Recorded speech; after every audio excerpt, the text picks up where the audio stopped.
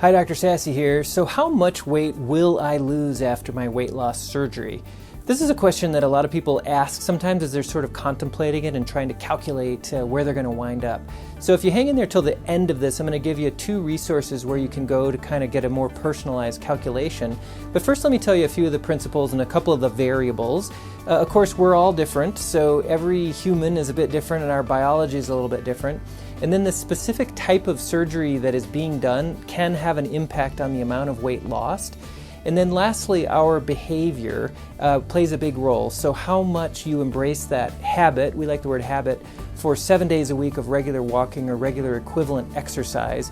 And of course, following our diet recommendations to the best we can, those definitely do play a role in that weight loss calculation.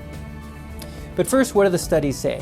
Well, if you're thinking about having sleeve gastrectomy, and that's the #1 procedure being offered in the United States and around the world today, because as we've discussed in other videos and in other forums, it has the best sort of trade-off of effectiveness but low side effect profile.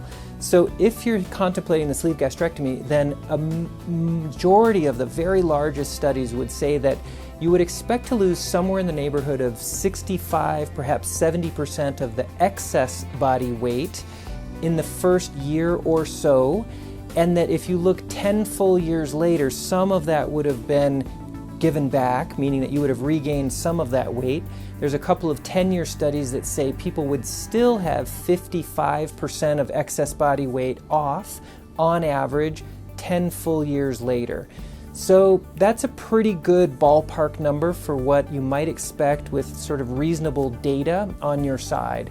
If you had different surgery, what might you expect? Well, we know from very large population-based studies, such as the Swedish obese subject study, that the lap band, for example, tends to be about half as effective in terms of average weight lost.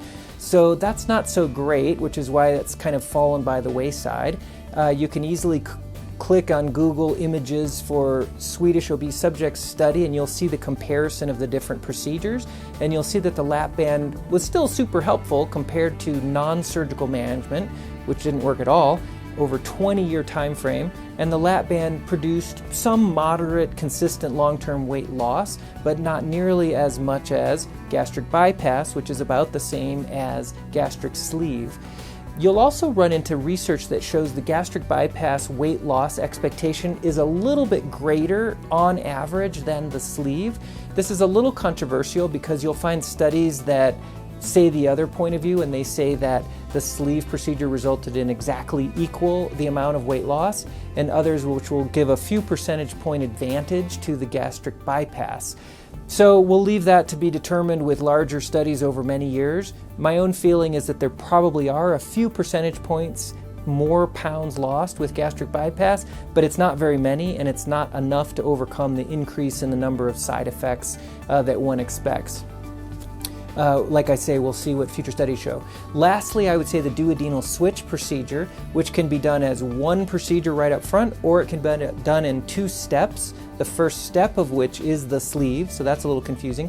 And then a year later or 5 years later, the second step, which is the actual duodenal connection, the duodenal switch portion.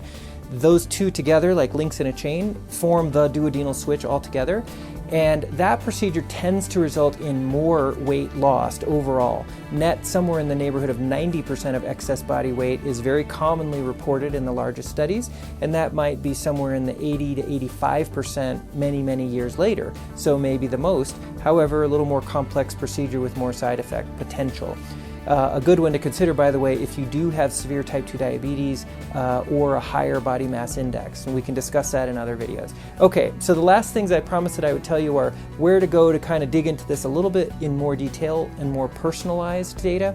So one place to look at this would be a seminar video that is on our website, sassesurgical.com.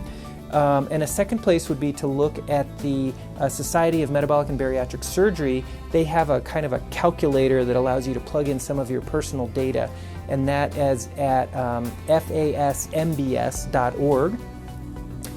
I don't agree with all of the assumptions behind the calculator, but it gives you a ballpark and you can sort of compare that with what I've said in this video.